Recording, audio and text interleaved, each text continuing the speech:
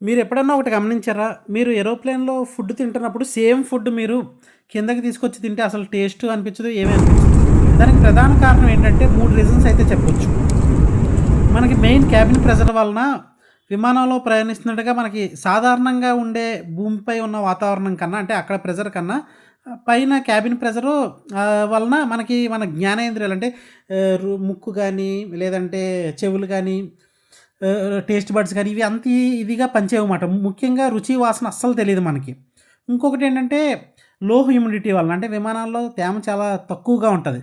So, వాసన మరియు రుచి అనేవి ఒకదానితో ఒకటి బలంగా సంబంధించినవి గాబట్టి, వాసన తగ్గితే రుచి కూడా తగ్గిపోతుంది. అంటే మనకు జనరల్‌గా ఏదన్నా ఫస్టు ఫుడ్ పదార్థం చూడగానే వాసన చూసి తర్వాత అరే! చాలా టేస్ట్ బావుంటదని ఫిక్స్ అవుతాం. సో, మనకు వాసన తెలియకపోవడం వలన కూడా ఇంకొకటవ్వచ్చు. ఇంకొకటేంటంటే విమాన యంత్రాలు అంటే అక్కడి నుంచి శబ్దం కూడా మన రుచి అనుభూతిపై అయితే ప్రభావం చేస్తదని నాకనిపిస్తది.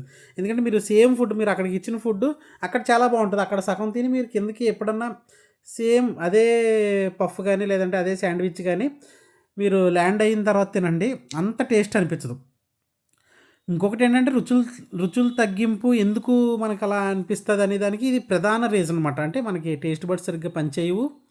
మనం సెన్స్ చెయ్యవు. మన టేస్ట్ బడ్స్ పనిచేయవని కాదు గానీ సెన్స్ చెయ్యవు. మన చెవులు గానీ, లేదంటే ముక్కు గానీ, స్మెల్ గానీ అవన్నీ సరిగ్గా సెన్స్ చేయలేవన్నమాట. ఇది ప్రధాన రీజను.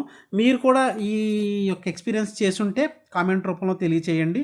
నేనైతే ఈ ఎక్స్‌పీరియన్స్ చేశానని చెప్పడానికి మీ ముందుకొచ్చా. దయచేసి మన ఛానెల్‌ని సబ్స్క్రైబ్ చేయండి, షేర్ చేయండి, కామెంట్ చేయండి, లైక్ చేయండి.